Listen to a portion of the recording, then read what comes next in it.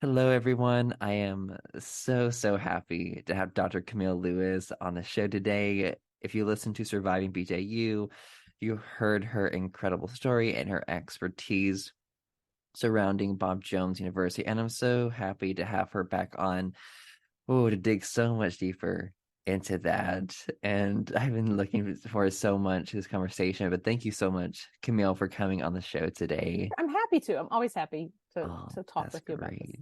all this fun stuff. Oh, yeah.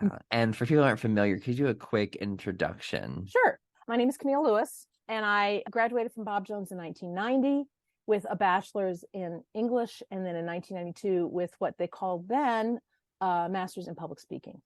And then I taught there from 1992 to 2007 with a 4-year break for my PhD at Indiana University. So I was in the speech department, taught rhetoric and public speaking and all that fun stuff. Yeah, thank you so much for sharing Sure. that. And so, what I'm really excited to really get into today is Bob Jones Sr., which is something like I didn't dig super deeply Mm-hmm. into the Surviving Bob Jones. We covered it in like the very first episode, and he was mentioned throughout. But like there were even things as I learned about him, I was like just seeing red flags, just seeing from such a young age Right. of how he was able to gather a group of people and get them together. He had this draw just from like I think from like 12 years old, I think. That's the myth. That's the myth. The myth. Okay, got you. I've been researching the roots of Bob Jones College and Bob Jones University, of course, as a result, for now 13 years. And I have a manuscript, I have a book length manuscript that is being reviewed by University Press right now. So that will come later. I've gathered 5 facts about Bob Jones Sr. that I discovered in the last decade that BJU doesn't want you to know. That are really, some of them are simple, like really obvious, and some of them took a lot of digging. So the first one is about his dad. And I'm really embarrassed by my alma mater for not just looking a little bit deeper on this. His dad claimed that he fought at Chickamauga, which is this great big battle in the Civil War, a big Confederate victory. And Bob Jones repeated that. Bob Jones biographers repeat that. So R.K. Johnson repeats it. Dan Turner repeats it. Terry Rood repeats it. I mean, this just keeps getting told over and over and over, and it's absolutely false. He was not at Chickamauga. He fought for the 37th Alabama, and he was in Mississippi during that battle, which is not that big of a deal, but it's such an easy thing to look up. Why are we repeating that lie? It puffed him up, I'm sure, but he wasn't there, and we shouldn't be repeating that. And every time, at every turn, as I was researching, there was another lie.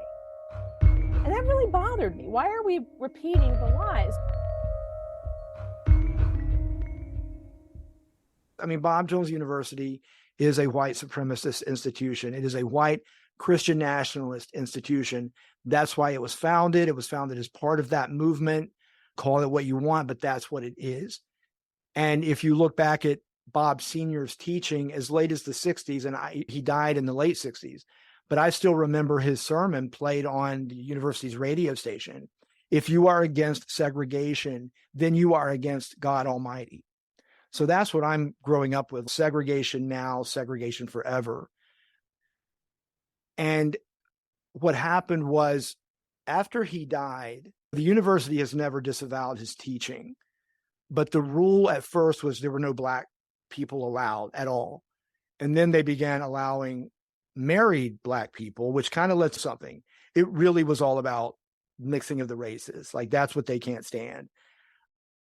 So they started allowing Black married people, but then they started allowing unmarried Black students, but then they instituted a rule that the 3 races, if there are only 3, could not intermarry or date: Blacks, Asians, and whites. And that was the rule. And that was the rule when I was there. The Internal Revenue Service revoked their tax exempt status. Bob Jones University paid $1 in taxes. and then sued to get it back. And that became the genesis for the Supreme Court decision. So by 1982 or 83, you've got this decision defending their right to segregate the races going up to the Supreme Court. So every day there were news crews, national television news crews, NBC, ABC, CBS, coming onto our little campus here in Greenville, South Carolina. I would go home at night and in the 8th, 9th grade, watch this on the news. There would be Tom Brokaw or one of the others talking about a report from Bob Jones University in Greenville, South Carolina. And so for a kid like that, this was mind-blowing.